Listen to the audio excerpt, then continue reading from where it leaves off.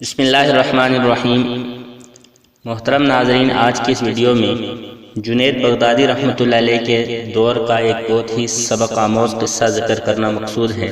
جنید بغدادی رحمۃ اللہ علیہ کے پاس ایک عورت آئی اور اپنے شوہر کی آ کے شکایت کی، کہا کہ حضرت اللہ تعالیٰ نے مجھ کو بہت حسن و جمال دیا ہے، میں بہت حسین ہوں، لیکن اس کے باوجود بھی میرا شوہر میری طرف نہیں دیکھتا ہے، اس کی توجہ میری طرف نہیں ہے، پرائی عورتوں کے ساتھ اس کے تعلقات ہیں، ان کی طرف دیکھتا ہے، اتنی حسین بیوی ہوتے ہوئے اس کی طرف نہیں دیکھتا ہے۔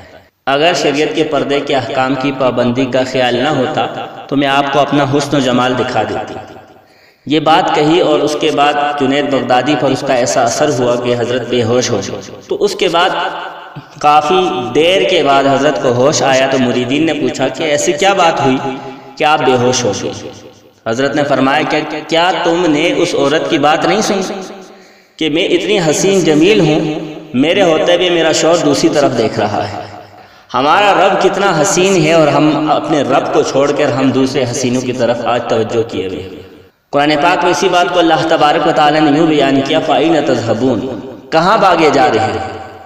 کیا رب سے کوئی بہتر ہے کہ جسے رب کو بلا کر جس کی طرف تم جا رہے ہیں؟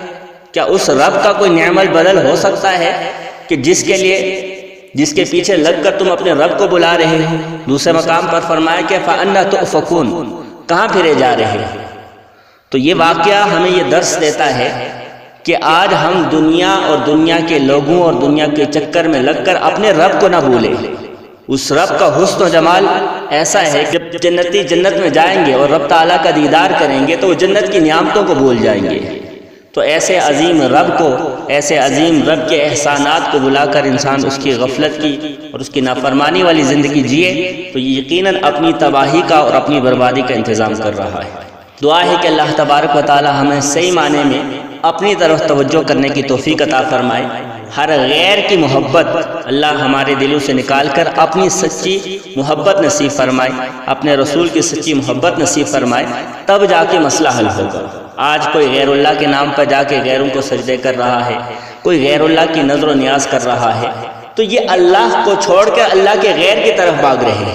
یہ واقعہ ہمیں یہ درس دے رہا ہے کہ غیر کو چھوڑ دو، اللہ کی طرف آ جاؤ، وَفِرُّوا إِلَى اللَّهِ، اپنے رب کی طرف دوڑ لگو۔